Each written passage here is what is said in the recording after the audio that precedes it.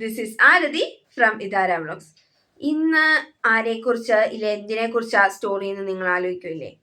ഒന്നിനെ കുറിച്ചല്ല, തംബ്ലൈനിൽ കണ്ടതുപോലെ തന്നെ ഇന്ന് സൈക്കോ പോരാളിയെ കുറിച്ചാണ് എൻ്റെ കഥ, ഇല്ലേ എൻ്റെ സ്റ്റോറി. ഇന്ന് സൈക്കോ പോരാളിയെ കുറിച്ച് പറയാൻ കാരണം എന്നാണെന്നറിയോ? ചെറിയൊരു സൈക്കോ തരത്തിന്റെ അങ്ങേറ്റം ഇങ്ങേറ്റം ഒക്കെ കടന്നു പോയിക്കൊണ്ടിരിക്കുന്ന സമയം തോന്നുന്നു ആ പോരാളിക്ക്. പോരാളി എന്ന് പറഞ്ഞാൽ അറിയാലോ അല്ലേ, അമ്മയെ കുറിച്ചാണ് ഞാൻ പറയുന്നത്. പോരാളി എന്ന് വിളിക്കാനുള്ള കാരണം അറിയാലോ, ഇപ്പൊ എല്ലാവരും പോരാളി പോരാളി എന്നൊക്കെയാണല്ലോ, അതുകൊണ്ടാണ് ഞാനും പോരാളി എന്ന് പറഞ്ഞത്.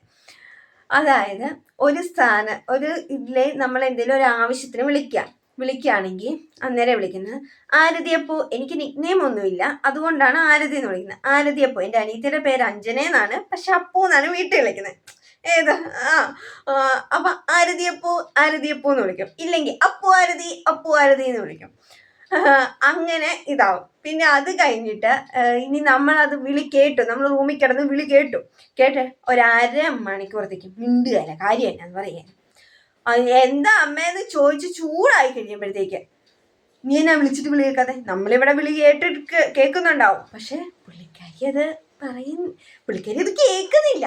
അതിനുശേഷമാണെങ്കിൽ നമ്മളവിടെ ചെന്ന് കഴിഞ്ഞ് കഴിയുമ്പോൾ ഇതെട്, ഞാൻ പറഞ്ഞില്ലേ മറ്റേ കാര്യം, ഏത് കാര്യം, എന്തൊന്നും പുള്ളിക്കാരി പറയല്ലേ. ഇല്ല ഇതെടുക്ക് അതേ പറയുള്ളൂ.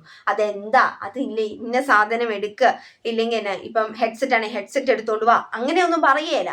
പുള്ളിക്കാരിയുടെ ഇഷ്ടമുള്ള അനുസരിച്ച് പുള്ളിക്കാരി പെരുമാറുക. പിന്നെ അതുപോലെ തന്നെ എന്താണെന്നറിയാവോ, ഇപ്പൊ മുറ്റം തൂക്കുകയാണെങ്കിൽ ഇല്ല അടിച്ചു വാരണം എന്നൊക്കെ നമ്മളോട് പറയുന്നത്. എടി കുഞ്ഞല്ലേ, എൻ്റെ പൊന്നുമക്കളല്ലേ, എൻ്റെ പൊന്നുണ്ണിയല്ലേ എന്നും പറഞ്ഞ് നമ്മളെ സോപ്പിടും. ആ സോപ്പിൽ ചിലപ്പോൾ തന്നെ മിക്കപ്പോഴും ഞാൻ വീണ് പോകാറുണ്ട് ഗൈസ്. നിങ്ങളും അങ്ങനെയാണോ? എൻ്റെ അനിയത്തി പിന്നെ എന്ത് വീഴുമോ ഇല്ലോന്നൊന്നും അവളങ്ങനെ ഇതായിട്ടില്ല. കൂടുതലും എന്നെയാണ് സോപ്പിടാറ്, അതുകൊണ്ട് അവൾ വലിയ മൈൻഡ് ചെയ്യാറില്ല. അത് കഴിഞ്ഞിട്ട് ഇപ്പം എന്നാ സൈക്കോത്തരം കാണിക്കുന്നത് അറിയാം, മുറ്റം തൂക്കണം.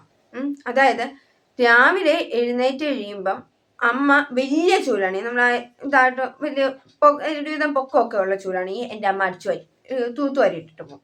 ഇല്ലെങ്കിൽ എന്താ ചെയ്യുന്നതെന്ന് ഞാൻ പറഞ്ഞുതരാം. ഇല്ലെങ്കിൽ ഇവിടെ ഏറ്റവും കുഞ്ഞു ചൂലായി കഴിയുമ്പോഴത്തേക്ക് എന്നോട് പറയും, മുറ്റം തൂത്തോ, കമന്ന് കിടന്ന് വേണം ഞാൻ തൂക്കാൻ. അതൊന്നും ആലോചിക്കുകയല്ല. എന്നാ സ്വന്തമായിട്ട് ഇച്ചിരി വയറുണ്ട്, ആ വയറങ്ങ് കുറയും എന്നൊന്നും വിചാരിക്കുകയല്ല. പക്ഷെ ഇതാണ് കാര്യം, മനസ്സിലായില്ലേ? നിങ്ങളുടെയും പോരാളികൾ ഇങ്ങനെയാണെങ്കിൽ നിങ്ങൾ കമന്റ് ചെയ്യും. നമുക്ക് പോരാളികളെ കുറിച്ച് ഇങ്ങനെ സംസാരിച്ചുകൊണ്ടിരിക്കാം, കാരണം പോരാളികൾ ഇങ്ങനെയാണ്. പിന്നെ എന്ത് കാര്യവും തുറന്ന് പറയാവുന്ന ഒരു വ്യക്തിയാണ് എൻ്റെ പോരാളി. കാരണം ഞാൻ എൻ്റെ ജീവിതത്തിൽ എന്ത് കാര്യം നടന്നാലും എൻ്റെ അനിയത്തിയോടും അമ്മയോടും അച്ഛനോടും ഒക്കെ ഞാൻ പറയാറുണ്ട്. പോരാളിയോട് പ്രത്യേകിച്ച് ഞാൻ പറയാറുണ്ട്. എനിക്ക് പോരാളിയുടെ അടുത്ത് പറഞ്ഞില്ല എനിക്ക് എന്തോ മനസ്സിലെന്തോ വിഷമമാണ്, അതുകൊണ്ട് ഞാൻ പറയാറുണ്ട്. മിക്ക കാര്യങ്ങളല്ല, എല്ലാ കാര്യങ്ങളും തന്നെ അമ്മയോട് പറയാറുണ്ട്.